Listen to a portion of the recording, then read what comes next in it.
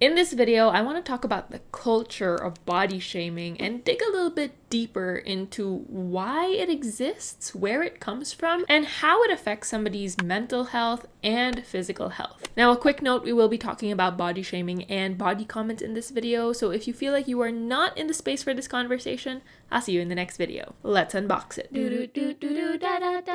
You always deserve to eat. Let's eat. Body comments. They're often a form of body shaming. This is when there are negative comments towards somebody's appearance, weight, shape, and size, and other physical features. Remember that body shaming is not limited to a specific size and shape. That's why you often hear of fat shaming and skinny shaming. Body shaming is often one of the manifestations of weight stigma. What is weight stigma? Weight stigma is usually discrimination based on somebody's body size. We have a tendency to assume that somebody in a larger body is automatically unhealthy and that somebody in a smaller body is automatically healthy, oftentimes without any other information about this person's habit, context, mental health, and what they're going through. One of the biggest players in this is the BMI, or the body mass index, which assesses or diagnoses somebody's health based on just their height and weight. There's a lot to unpack about the BMI, so we'll probably talk about it in another video.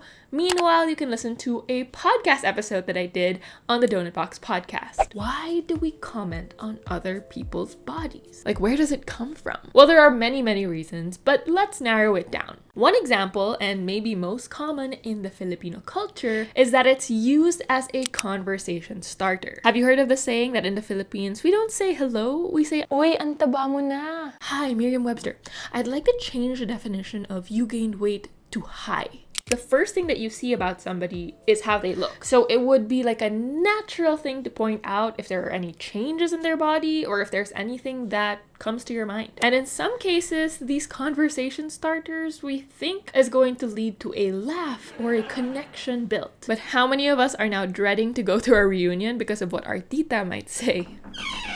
Hopefully, it's something that we can phase out. Another reason why we tend to lean into body comments is because we think that it's going to be a motivator. What happened? Last time you looked so good. We think that by pointing out some of these flaws in their body, it's going to motivate them to change it. I'm just looking out for you. We see these comments as ways to protect the people close to us, but most of the time, it doesn't. Because most people who experience weight stigma are actually more likely to gain weight or struggle losing it. There was a study done with two groups. One group was exposed to a neutral show, just like watching something random, like a football game or something like that. While on the other hand, a group was shown a movie or show that was focused on body shaming. Now, at the end of the showing, the two groups were led into separate waiting rooms. And in this waiting rooms, there were 3 plates of snacks. What was the finding in this study? The group that was shown the weight stigma-ridden shows ended up consuming more snacks than the group that was shown the neutral shows, meaning that the weight shaming didn't necessarily lead to a reduced intake, but even an increased one. Now, I know that the intention of these comments may be good because we might be worried about somebody's health or we just want to help them out, but the impact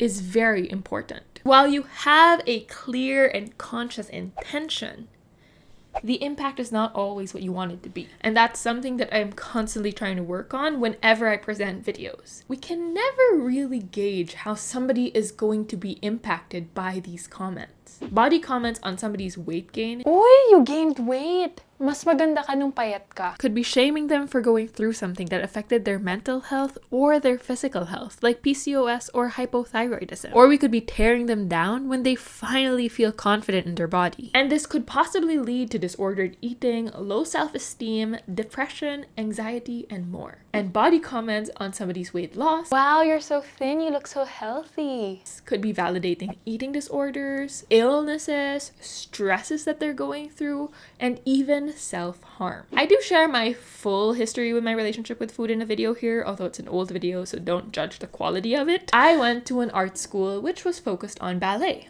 Yes, I was a ballerina at one point in my life. There was always this pressure to be thin and as small as possible. In fact, my very first day in high school, my 4th years had lined us up and told us all that we probably have to lose weight. Specifically me, was that I had to get a smaller tummy. And this drove me into all of their restrictive diets. comments. A very, very low calorie diet, banana island, the military diet, and binge eating. Now, when I got out of high school, I decided that I wasn't going to dance anymore, which led to me gaining weight. And the body comments I got after that was that I had let myself go. Even if that was the first time that I was actually finally feeding myself and not punishing my body. You never really know what somebody is going through, so when you comment on their body, you don't know what you could be validating. Body comments didn't just come out of nowhere. It definitely started somewhere. And though we can't really pinpoint where it started, we can look a little bit on how body comments could evolve. The evolution of body comments. Now let's say person A, Ashley.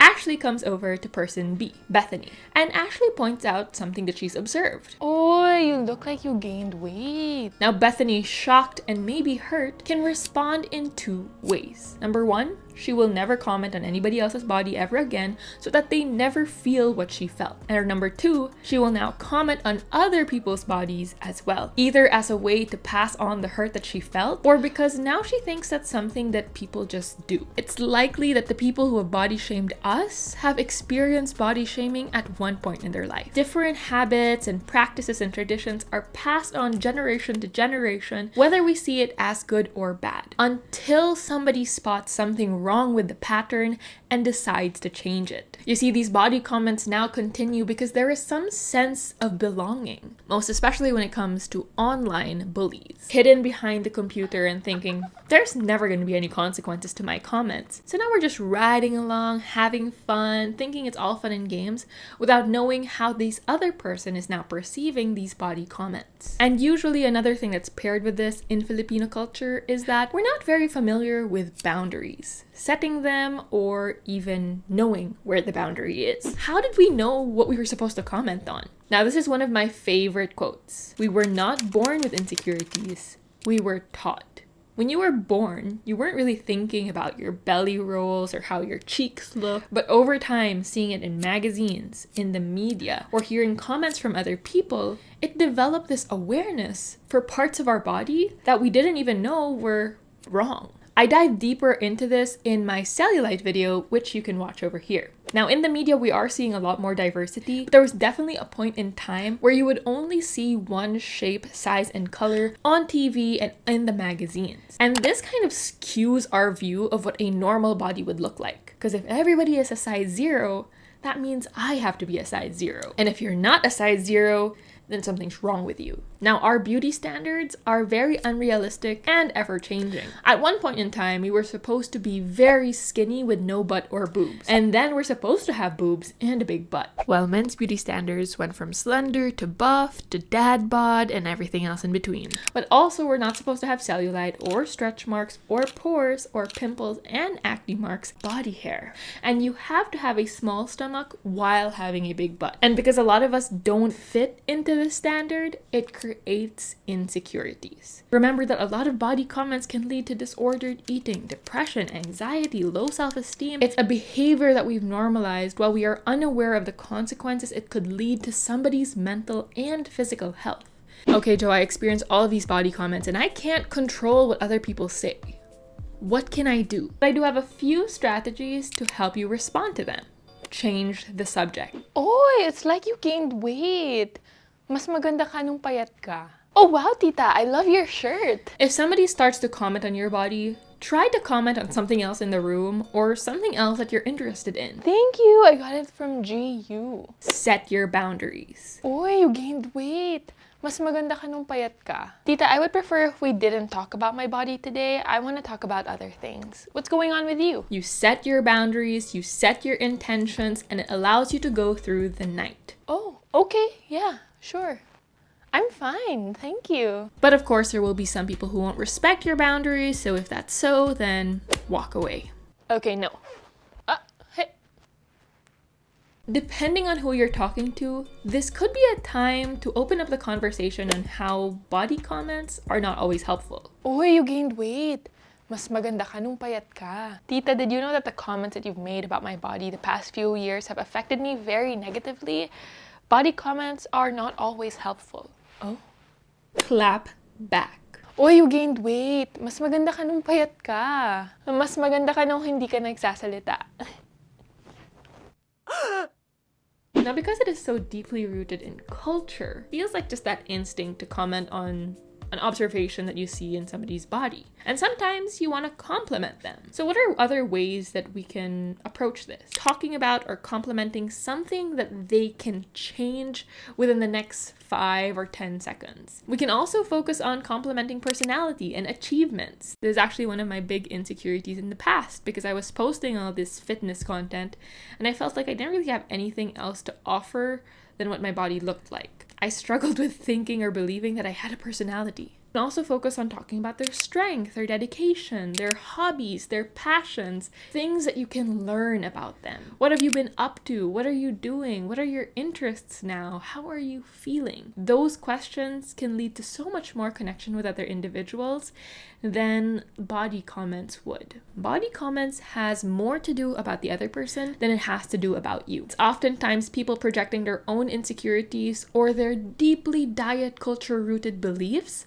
onto us. And it's not our responsibility to carry that burden. It's okay to get hurt. It's okay to feel angry. But what's most important is what you do after. Do we let these comments now drive us into feeling uncomfortable and disgusted by our body? Or do we focus on what we've continuously been doing, trying to build a better relationship with ourselves? If you know that you are doing your best to take care of yourself, that's really all that matters. You also have to be aware of the comments that you make towards your own body and know who is listening. It's something that I didn't realize until recently. My parents tended to comment about their body a lot. My dad with his stomach and my mom with her stretch marks and her cellulite. Until now, my tummy is my biggest insecurity, and most of the time I feel unsure about my confidence when it comes to cellulite and stretch marks. So it's important to ask, how do you talk to yourself in the mirror? Now, when we talk to our body, we usually see it in 2 ways. Body positivity, seeing your body as being beautiful and amazing and worthy, even with the flaws. And body negativity, where we hate our bodies, we shame ourselves, and we feel disgusted and uncomfortable. But there's actually another thing, body neutrality. Body neutrality says, how I feel about myself has nothing to do with my appearance. Meaning the way you look doesn't have to be the main thing that you focus on. You can focus on the function of your body, the experiences that you have with your body, and just seeing your body as a body. Body positivity would be, I love my arms, they're so beautiful. Body negativity would be, I hate my arms, they're so ugly. While body neutrality would be, These are my arms. we tend to focus on how our bodies look. And they don't always fit the unrealistic beauty standard. Instead of focusing on how your arms look, focusing on how your arms help you hug your loved ones, write, connect, and do many different things. This will allow us to find acceptance in our body. Now, you don't have to love your body 100%, but we do have to respect it. And how can we respect it if we're constantly shaming it? If somebody doesn't bring up the conversation about their body changes or how they feel about their body, I think it's best that we focus on other things to talk about. There are so many things to focus on aside from how somebody looks. Words are powerful, so it's important that we're mindful of how we use them. I hope this video was helpful for you in your journey, and if you want to see more content, don't forget to subscribe for more. I'll see you in the next video. Until then, don't forget, you always deserve to eat. Thanks for watching the video. The video's over, but that doesn't mean you have to go. You can still subscribe or watch another video. Thanks for watching.